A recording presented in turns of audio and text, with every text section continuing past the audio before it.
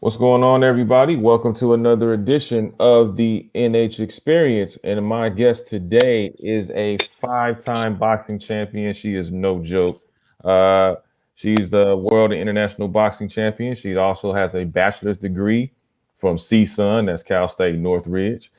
She also continues to educate many on the importance of mental health because the matter did hit home, unfortunately, with the passing of her son, Julian, as well as the most recent passing of her ex-husband, who was Emmy Award-winning actor Kristoff St. John. Mia continues to advocate and bring strong awareness to the broken system dealing with mental health facilities. Ladies and gentlemen, please give it up for the one and only Mia St. John. Thank you, Mia, for coming on. I really appreciate it. Oh, thanks so much for having me. I want to talk a little bit about just your journey because I've been reading a lot of your tweets for many last at least last year and a half. Right. You bringing awareness to mental health facilities, the lack of not just compassion but the lack of resources that are needed for mental health facilities for people to really receive the proper and necessary treatment that is needed. Um, so I want to talk a little bit about that aspect. Obviously, it hit home, as I mentioned earlier, with the loss of your son, Julian, who was in a facility. And talk a little bit about what sparked you being an advocate for not just mental health awareness, but dealing with these facilities. Well, I've always been an advocate. Like you said, I got a bachelor's degree in psychology at CSUN, and so you know, it's crazy because I'm a Mexican American, and so my mother, said I didn't bring you to this country to do nothing and be uneducated. You have to be educated. Hmm. So when I wanted to turn pro in boxing, she said, "Yeah, that's fine as long as you get a degree in something." And I chose psychology because it was just something that I had always been interested in, and I had no idea that years would pass, 20 some years before I really used it. When my son was diagnosed with schizophrenia, that's when I really went full force into mental health advocacy. And then when my son passed, I realized how inadequate all our facilities are. And, the facility that my son was in, they were found guilty of neglect and falsifying records. Mm. And through digging and with the help of the LA Times, we found that uh, my son wasn't the only one. There were hundreds and hundreds of deaths everywhere, and not just in the state of California. Although we are the worst, LA County is probably the worst. It's happening everywhere. I mean, globally, even. Right. Do you feel like, obviously, once you started digging with the help of the LA Times, as you mentioned, do you feel like there is really more of a lack of resources when it comes to folks dealing with mental health in the Black and Brown communities? Well, there's definitely a lack of resources, but we do have the money. The money is Mhm. there. You know, Okay. um, there was 750 million unspent dollars from LA County that never even went to the facilities or mental health care, and so there's a lot of government corruption. Where are those tax dollars? Where are they going? Um, and that's when I really just said, this is my mission for the rest of my life. Mhm. I'm going to stay on them um, for the rest of my life. And I don't know if reform will come in my lifetime, but at least I did my part while I'm here. And I feel like um, that's my mission. That's my fight. That's going to be my fight for the rest of my life. I'm never going to let them off the hook, ever. No, as you should not, because I think it's something that I think over the course of time, I think people have gotten more aware of, but I still don't think there's enough education out there for people to really understand the importance of mental health and what the responsibilities of mental health facilities are supposed to be doing. Right. bring the necessary help and resources to help with those situations. Right. And you brought up a good point. You said for black and brown people out there. Um, this is something I truly believe. I mean, LBPD, Long Beach PD, did a horrible investigation on my son. I promise you this, that, and I don't think anyone can argue with me on this point, that if the call came in Hmm. for a young white deceased male in Beverly Hills, it would have been a whole lot different than the call coming in a young black male in Compton, California. Nobody gave a shit Hmm. because I, I asked LBPD like why the investigation went the way it did, and they said, "Do you know how many calls we get every day for a deceased black male Hmm. in these areas, Long Beach, Compton?" So obviously they're overwhelmed, but I think it was a lack of care. It was Hmm. um, a lot of indifference. Oh, another black male in Compton is deceased. Well, that's a Hmm. daily occurrence rather than a young, you know, white male in Beverly Hills. Like that would have gotten attention. Um, and that's something that I really feel strongly about, that he wasn't given the proper attention because he was labeled as a black male, and obviously the area that he was in. Absolutely. I mean, I agree. I was reading some of the reports that have come out regarding that, the issue with your son, and how they, um, to me, just totally botched it, to say the least, as far as the investigation was concerned and how they dealt with it. Um, when you look at this overall system, I mean, now we're in a situation of people are speaking out rather against racial oppression and injustice, and we're talking about police brutality. We're talking about civil injustice, but I don't believe there's enough emphasis on the mental injustice that goes on in our communities where we, like you said earlier, you don't get the calls that you need to get. You don't get the advocacy that is needed for people in our community. Right.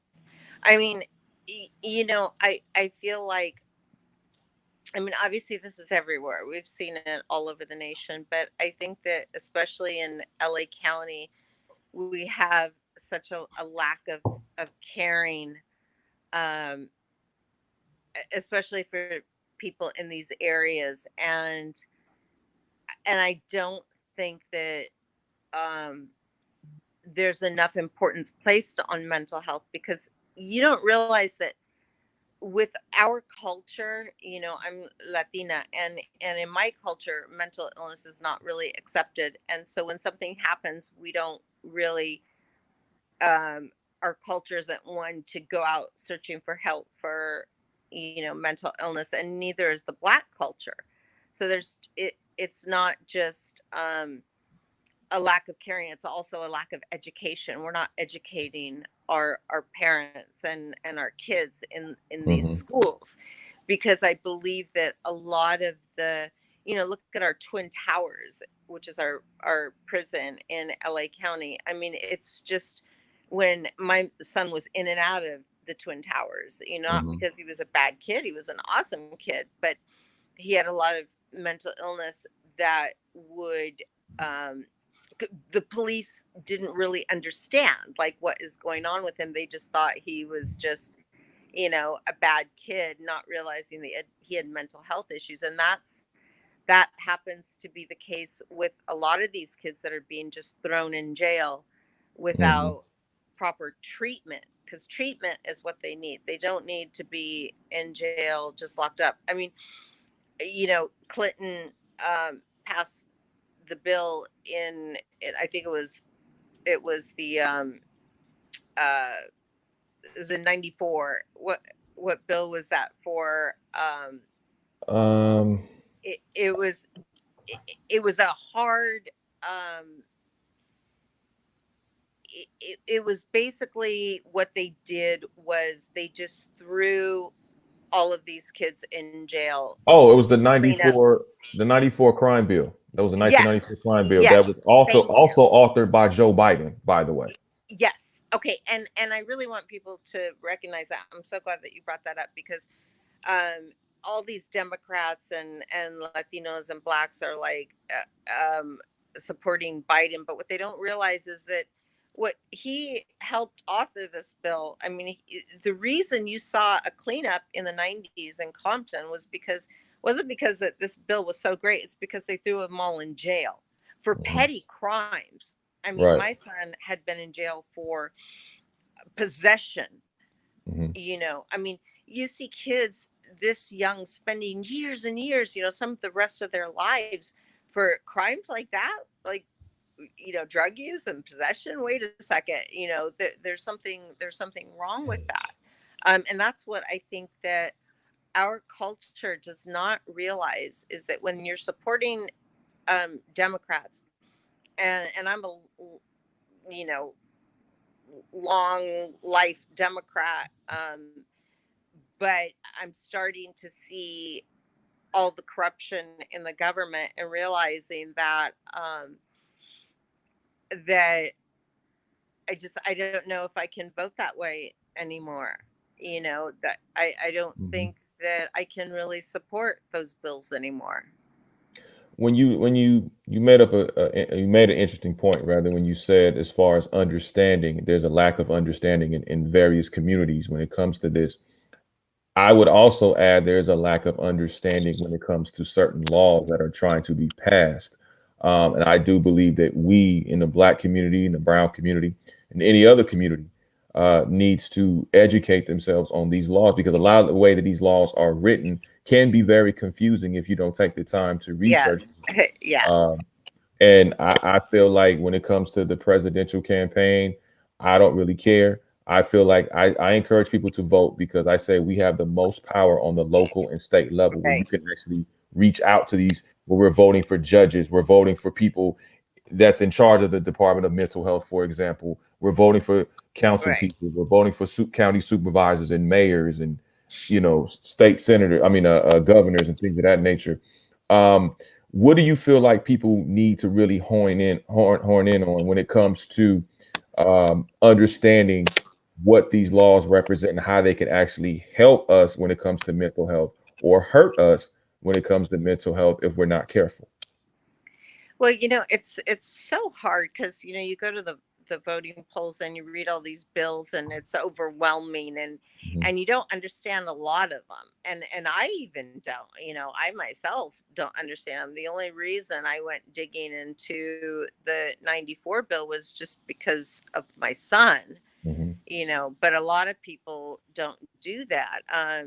You just see a bill that says, oh, let's get hard on crime. Well, of course everybody's like, yeah, yeah, we don't want crime happening, but they don't really understand what's happening, and I think that was the case. And I even think now, like with everything that's going on, people really need to start educating themselves, Mhm. especially with this upcoming election. um, and it's a difficult one because I don't like either candidate. It's difficult, but like you said, we still have to get out there and vote because our votes are counted at the end of Mhm. the day. Like they're looking at how many Latinos are voting, how many blacks are voting, and if they see that a lot of us are voting, then we're going to get a lot of attention, right? Because that's all they care about is keeping their job. So if they see, oh my God, all the Latinos are voting, all the blacks are voting, we better like start doing something to help them, right? Yeah, And you that's would why hope. it's important. Like even though you're like me and you say, well, I don't like either candidate and they're both corrupt, you still have to go and put your name out there. You still have to be counted. As another Latino that voted, as another black that voted. What I know you said you were dealing with anxiety. You were also making mention about hey, with all these shutdowns due to COVID-19, how come people can't get together for Alcoholics Anonymous meetings and various other mental services? Do you feel like some of those injuries and that time that you put into your sport open up the door for you to deal with anxiety and alcoholism and things like that? Well, I definitely think that through the course of my career, I was able um, to deal with that, Mm-hmm.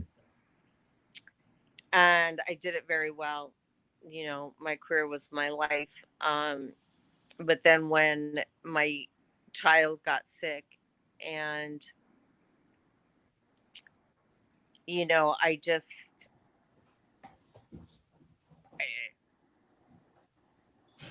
and then with the loss of his father, I Mm-hmm. just lost it. I lost it, and I went full blown back into anxiety and panic attacks. I lost 30 years of sobriety. I started drinking again, and then obviously the COVID didn't help, the quarantine. All of a sudden we're stuck at Right. home, and what do I do? And it just got worse and worse. And luckily I'm on the path of recovery again. But it was um, a difficult thing to endure. I still can't wrap my mind around what has happened. Mm-hmm. Understandable. I mean, that's first of all, my condolences out to you. Thank you. Still, you wear your strength very well. I've, like I said, I followed you for a long time, and all the things that you've had to endure, it definitely commands strength. Um, Thank and you. one thing I want to ask you, if I may, what do you, all of us out here in the public, what do you want us to remember about Julian? What can we do to Oh, prevent more Julians from happening, but also just the great part of Julian that we don't really know? right. What a lot of people don't know is that my son was an artist. He was a brilliant artist. He was signed with the Laguna Gallery of Contemporary Art. So, Wow. and you'll find that a lot of artists do suffer from mental health issues. And so he Mhm. poured everything into his art. And he was very, my son wasn't political, but he was very well aware of the injustices. And you'll Mhm. see that in his paintings. A lot of it has to do with being incarcerated. He did a huge mural of the Twin Towers and him behind bars. And he called it a mutt race because he said, "Mom, all I ever see are Mexicans, blacks, other Latinos." He said, he said, "I don't know, like, where I belong. Like, I don't know Mhm. um, who to sit with. I don't know who I am." And so a lot of that confusion you can see in his art, where and I know I know my daughter deals with that, being biracial. She uh, has been very confused at times on her identity. Mhm. And a lot of Afro Latinos are speaking out about that, how it's I don't want to say it's harder for them, Mhm. but it definitely has its challenges that other um, cultures don't see and don't have to deal with. Absolutely. When you look at, because I felt when I read your story, it kind of hit close to home because me being a single parent and dealing with the Department of Mental Health with my son, dealing with some issues that he's facing, and I understand the bureaucracy that goes on Yeah. when it comes to helping people. And I've even tweeted out, whether it's the mayor, whether it's the governor, hey, how come all of these other places get to open, but the things that are the most important, like mental health, like facilities that will and help people, so to speak, how come they're the last on the list or not on the list at all? Right. Yeah, and it's crazy. I have a couple of my programs in the Santa Monica shelter, Hmm. homeless shelter called Step Up on Second, and you see a lot of mental illness in there. And there's just that my program was shut down and still hasn't opened. And I'm Wow. thinking, wow, like that is just crazy. Yeah, so I'm not happy with our governor. I'm not happy with our mayor because I feel like the services that we need the most Mm-hmm. are still being closed. Yet you still have alcohol delivery and marijuana shops and all of that still open, and beauty supplies and pet supplies, and well, our mental health is of most importance, and yet we can't even have that right now. And I think that's just yeah, and we still don't really have our meetings. It has to be 10 and under. So Okay. think about it, how many addicts and alcoholics like are there's millions, like, and we've got it down to like, well, they'll allow 10. Right. What would you, if you were in charge of the Department of Mental Health and you had opportunity to rearrange some things or do away or add some things, what would you do? And then my second part of the question is, what would you say to Governor Newsom and Mayor Eric Garcetti regarding this? I would say that we need, first and foremost, accountability, transparency. We need to go in there and be able to see, like, when you put your son or daughter in a facility, we need to know, okay, how many deaths have occurred at this facility, how many lawsuits, how many fines from negligence or falsifying records or things of that nature. And you know that you can't get that. I had to go through the LA Times to do a hidden investigation, Mm-hmm. um, because you can't just call up and say, "Oh, I want to know this," or they're like, "Too bad, you can't have it," because even though we have the Freedom of Information Act, that's a bunch of baloney. The Freedom of Information Act, the information that the government doesn't want you to see, that can be hidden, and they can legally do that. They don't have to show you that. Mm-hmm. I mean, that's what our public doesn't realize, that all these bills and uh, these laws, like, they only apply to us civilians. They don't apply to the government. They can hide whatever they want. Mm-hmm. And government corruption is nothing new. This has been going on for years. So that's one thing I would change, is transparency. I want to see your shit. I want to see everything that you've been doing, everything you've been accused of, every death in this facility, these facilities. I want to see it all. So that's one thing I would change. I don't think that's not going to happen in my lifetime. I'm going to continue to fight for it, but that's not going to happen. And I'd like to see, like, on our streets, of cities that I've mentioned, whether it be Compton, Long Beach, East LA, downtown LA. I'd like to see a lot more mentors and regular people, obviously they're certified, going out there, peers, going out Mm-hmm. there to talk to these people. And they do have programs like that, but a lot of them are phony ghost programs that don't exist. There's just not enough um, people that they're putting out there to help these people. Um, I don't want to see the police force going out there and arresting everyone and just locking them up. That's not our answer. We Right. need someone to go out there and be an advocate and help them and see what their needs are. So that's one of the things I'm working on right now. Would you say anything to Governor Gavin Newsom or Mayor Eric Garcetti regarding this? If you had a chance to talk to them directly. Well, that's what I would say, is Okay. that I want to start seeing some transparency. Gotcha. Um, I want parents to be able to know where they're putting their children. Right. What type of facility is this? I want to be able to go into that facility and see what's going on.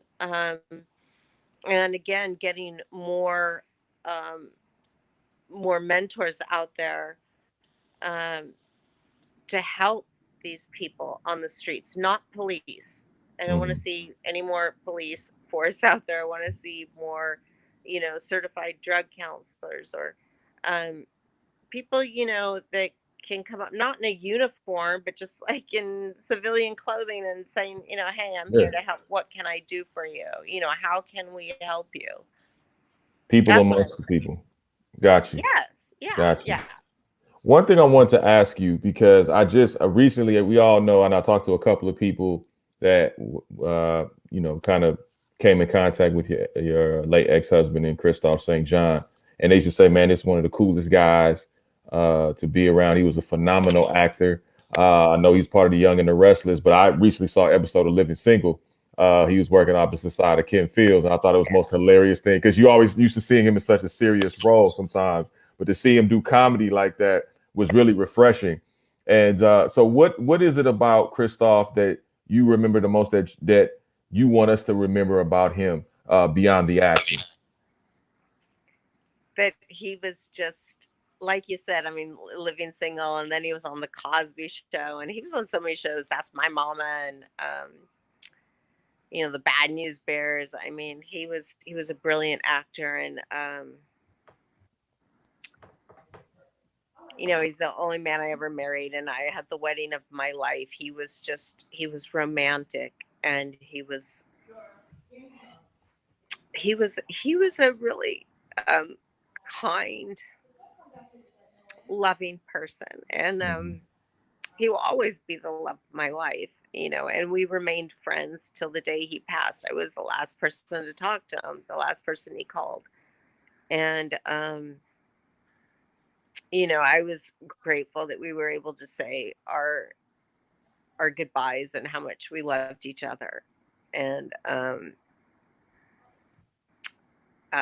that will always like remain with me, that I had those words with him. That's a beautiful thing. Last thing before I let you get on out of here.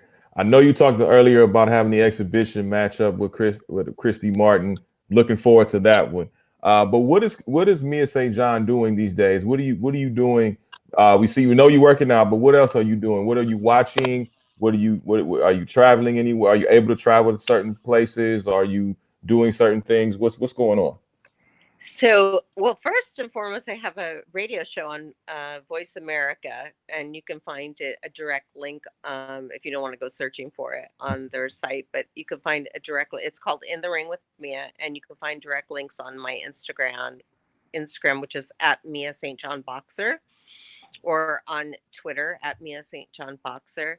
So I have that, and a press release just went out today. You can find that on my social media that my memoirs is coming out. It was just signed with Post Hill. So Nice, that's, congratulations. yeah, thank you. So that'll be coming out. And I just now am able to start doing appearances again. So I was just in New York for an autograph signing. So just follow me on my social media, and you'll see I post a lot. So you'll see everything I'm doing. Absolutely. How much does it mean to you? We see fans still coming out, talking about your illustrious career, showing you love, still supporting you, um, everything like that. I love it. I love it. And I try to respond to all of my emails. If you go on my social media, I give out my email, and I try to answer uh, most of my messages. It's hard, but I do try. So I am watching, and I do hear everything that you all are saying to me, and I love it.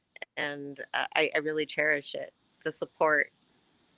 Well, you know what? We cherish you. We thank you for putting yourself out there to be the advocate for such a dedicated cause like mental health and mental health awareness, and the ability to expose, terrible mental health facilities, and really giving the people a voice. I think that's the most important thing, that you definitely give the people a voice that needs to be heard, because the common person unfortunately doesn't get the same attention that the person who has a platform such as yours and Right. others that can really speak to their needs. So I just want to say thank you first and foremost for doing what Thank you do. you.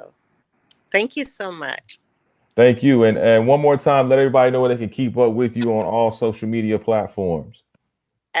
Twitter at Mia St. John Boxer, Instagram at Mia St. John Boxer, and miastjohn.com, Mia St. John Foundation.org.